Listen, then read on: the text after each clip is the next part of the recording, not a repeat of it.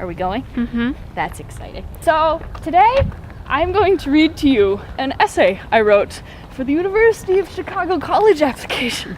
I'll tell you why I'm going to read it to you once I'm done, but the prompt was apples and oranges. Compare and contrast using science, literature, physics, chemistry, whatever you want. Compare and contrast some apples and oranges, and so that's what I did. In terms of chemistry and biology, apples and oranges are more easily able to be contrasted than compared. Their pH, color, organization of cells, seeds, and skin type are all fairly different, though their average water content seems to be within 2 to 3% of one another. They both grow on trees, but in rather different climates. As far as physics, an orange will tend to roll on an even plane with more easily than an apple, due to its more regularly curved surface, unless of course it is a navel orange. Both apples and oranges are sized and weighted ideally to be thrown, although an orange is likely to leave less of a bruise than an apple might, due to the difference of rigidity in the structures. My English teacher might say that in literature, an apple has much more significance and symbolic weight than an orange, due to the association Western culture observes of apples in relation to certain religious texts and traditions. Their color, that rosy red, has always meant temptation, although quite honestly, the taste hardly lives up to that word. A pomegranate might do that job better. Oranges, on the other hand, only hold the connotation of tropical places, and with the assistance of globalization, even that will disappear. My favorite apple reference in literature is the poem Just to Feel Human by James Tate. A single apple grew on our tree, which was some kind of miracle because it was a pear tree. We walked around it, scratching our heads. You want to eat it? I asked. This, of course, brings pears into the discussion, which may or may not throw a wrench in things. A pear tree growing an apple, you ask? Well, this poet certainly has nothing better to say than those ridiculous surrealists did.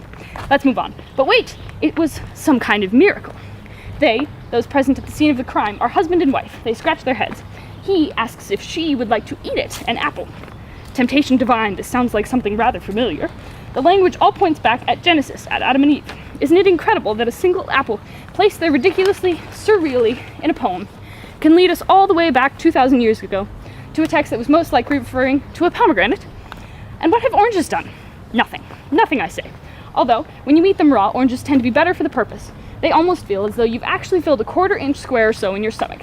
If you're clever and patient enough, you can peel an orange so that it all comes off in one piece. Invariably, this act produces a long S, or the squiggly S, which is the classic symbol used by Leibniz for integrals in calculus. So oranges are not completely useless. They make me feel better about not being outside in the winter. They can be used to distract a math teacher. But are apples and oranges truly the argument here? Do you really wish me to elaborate fully on all the various points at which apples and oranges differ or concur? I could, it would take pages, but I refuse because what you really want to hear is whether or not I can write, maybe, or whether or not I know that I can't tell jokes, which I do. I also know I told them anyways. I apologize, but I can write. I know how to make an argument, even if it's a silly one. And silly is what you want, right? Apples and oranges, right? But I could tell you something different about that time I was so stressed that when I ate an orange and it tasted good, I cried. Or all those hours spent up my grandma's crabapple tree, and every single one of them was full of worms or still green and sour. I could tell you about Gregor Samsa, whose father threw apples at his buggy, nasty body until one of them stuck in his back. He died with it rotting there. Is it funny, really? I don't think it is. This is 4 years of my life we're discussing. I'd rather not make jokes. So, that was a college application essay paper I wrote, and I wrote it in response to that prompt. And I got really excited about it because I thought it was going to be funny and awesome, and I could do all these cool, interesting comparisons and write a really cool, funny paper. And then I realized that I really didn't want to do that for something that felt like it was a test to get into the rest of my life.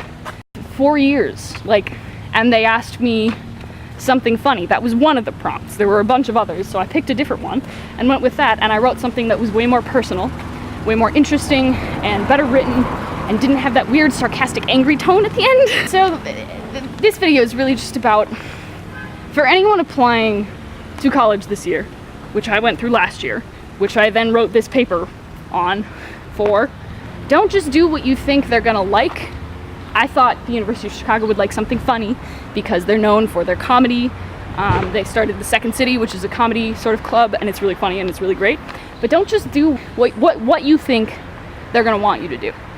This turned into something that it should not have, and it was bad, and I scrapped it for a good reason, and then I wrote a different paper and it was better.